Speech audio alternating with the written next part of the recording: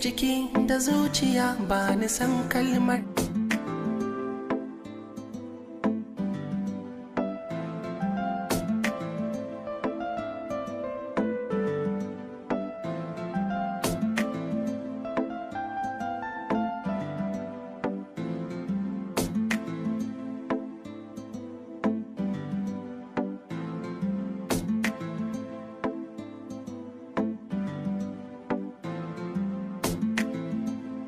Assalamu alaikum.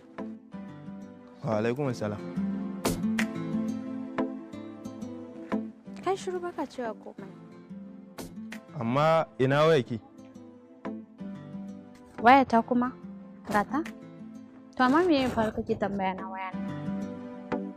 Ya kike yi kamar baki san komai ba? Ban gane me kake nufi ba. Haba, tun da safe nake kiran wayaki. Har yanzu kusan karfe 4 da wani abun baki daga ba. Sai da ta kai na baro duk abin da nake. Na zo kofar gidanku. Again ma da na zo da na kira ki baki daga ba. Sai da na aika yaro. Ba dan haka ba na san ba zan ganke ba. Ayya, da safe na ga kiranka. Amma ina wani abu, shi sa ban dauka ba. To da rana fa? Da kuma yanzu da na kira ki. Shi me kike yi? Shi ma ai baki daga ba. To yanzu zaka tsaya in faɗa maka uzurina ne ko kuma zaka ci gaba da faɗan ne? A'a, ni ba faɗa nake miki ba. Amma kuma ya kamata a ce ko ma menene ko da a ce ba za ki kira ni ba. Ko da flashin ne ki min ko ba komai idan na gani. Zan ji daɗi kuma na san kina cikin ƙoshin lafiya. Wai kai me yasa? Duk sanda zan faɗa maka gaskiya baka yadda da ni ne. A'a fa, wannan gaskiya nake faɗa miki. Da safe kin ce min kina uzuri. Amma kuma ai da rana baki faɗa min uzurin da kike ba. To ba zan faɗa maka ba. Idan ya so idan ka gama faɗan da kake yi sai in faɗa maka. Ni kike faɗa wannan magana? Ba zan faɗa maka ba. Ubana ne kai? Ko ka haife ni ne da ba zan faɗa maka wannan maganar ba? Ban taɓa tunanin haka daga gare ki ba. Wallahi tallahi da ana bawa mutum amanar rai da zuciyata ke ta yarjewa ta bawa amanan na tara. Amira, na kamu da sanki da irin shauƙin da babu waige a cikinsa. Babu wata tsoka ko jijiya da bata yi mu baya a wasu yayyake ba, in dai har a cikin jikina take. Tunanina ya sauya zuwa siffar damuwa.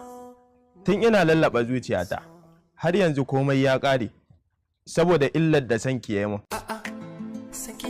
Ba don soyayyar da nake miki daga Allah ba ne, da sai in ce zan dakatar da ziyarar da zuciyata take yi wa take zuciya. To yanzu dai ba zan faɗa maka ba, idan ka gama sai in faɗa maka. Wai me yasa ba kya mun uzuri ne a soyayyar mu?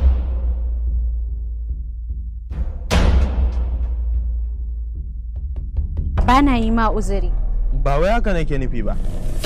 Ba na yi maka uzuri. Wallahi ba haka nake nufi ba.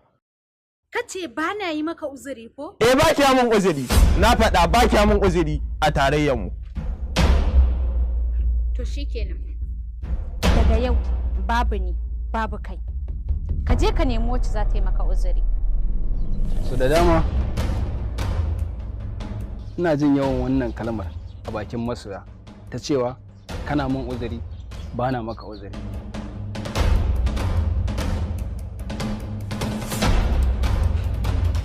A mafi gaskiyar al'amarin zance sam wannan kalmar ba haka take ba. Waye kai? Kar ku damu da ko ni wane ne. A duk inda kuga an samu matsala a so to tabbas so bai zo gurin ba, amma da zarar so ya zo to duk wata matsala ta riga ta kau. So da dama masoya suna shiga wani matsanancin hali idan ba su samu abin da suke so ba. Hakan yakan sa wasu daga ciki su galabaita, wasu kuma su fita daga hankalinsu, kamar inda wannan saurayin naki shi ma ya fita daga nasa hankalin. Wasu masoyan kuka suke yi wa kansu, daga ƙarshe har wani ciwo ya kama su a bisa sun rasa abin da suke ƙauna kuma suke maradi a cikin zuciyarsu. Ta ce baka mata uzuri. Tabbas haka ne. Ke ma ai baki mai uzuri. Eh baya yi min uzuri. Ke ma ai baki mai uzuri. To me yasa ka ce haka? Saboda ba kwa tsayawa kuna fahimtar junanku, sannan kuma a tsakaninku ba kwa yi wa junanku uzuri. Dole ne masoya su ringa yi wa junansu uzuri idan har suna son zaman lafiya a zamantakewarsu ko kuma in ce a cikin soyayyarsu. Shi tsananin soyayya babu uzuri ba zai taɓa haifar da zaman lafiya mai ɗorewa a cikin soyayya ba. Kyakkyawan zato. Dole ne masoya su cire duk wani zargi a cikin zuciyarsu idan har suna so zaman soyayyarsu ya zama mai ɗorewa. Duk wata soyayya da za a mutunta juna a cikinta, to wannan soyayyar ita ake kira da dimin da'ima har zuwa aure. Kuma haka zalika har ƙarshen rayuwa. Tsagwaron soyayya amma kuma ba a damu da juna ba, tabbas ba zai haifar da zaman soyayya na garawa. Yana da kyau a tsakaninku ku fahimci abin da ɗaya yake so a cikinku. Dole tsananin soyayya da yake miki ne zai sa idan har ya kira ki a waya ya ji bai same ki ba, ya ji ɓacin ransa ya tsananta. Wannan ɓacin ran da yake ji a cikin ransa shine dalilin da yake cewa ba kya masa uzuri. Ya kamata ki gane haka. Ya zama dole a tsakaninku idan kuna son zaman lafiya a cikin soyayyarku, to dole fa sai ɗaya ya yi wa ɗaya uzuri a tsakaninku. Idan kuka duba za ku ga cewa kina son shi, shi ma yana son ki. Idan da hali ku zama masu yi wa junanku uzuri a cikin soyayyarku. Idan da hali ku yi rayuwa cikin farin ciki, kar ku sake maƙiyanku su ji kanku.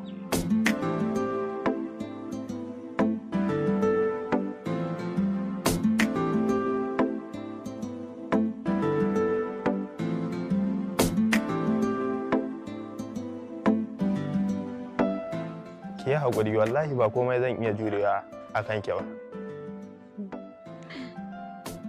Ba komai, kai ma ka yi haƙuri. Sai yanzu na fahimce ka, kuma na fahimci uzurin da kake cewa ba na yi maka. Don Allah ka yi haƙuri. Wallahi Abdul, ina son ka. Ina matuƙar ƙaunar ka. Ni ma ina son ki. Shikenan, ni zan tafi. Na bar ku lafiya. Ya za ka tafi kuma bacin baka faɗa mana kaiwa ne ba?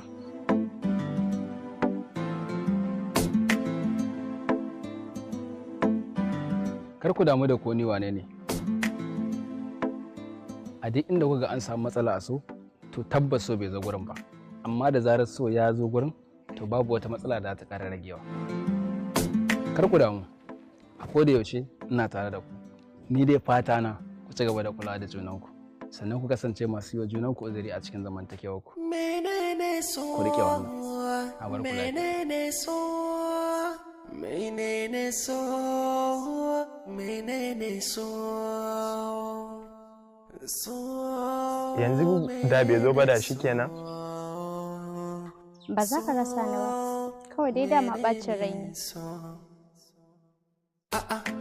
Saki nake da jiki da zuciya, ba ni san kalmar rabuwa. Ne kudiri aure zami da ke mu ciyo ribar rayuwa. Kin ga cikon burina ne hakan, sami kishi zai sa ni zuwa. Baki da kishi ko a gidana, da ke kaɗai za mu yi zama.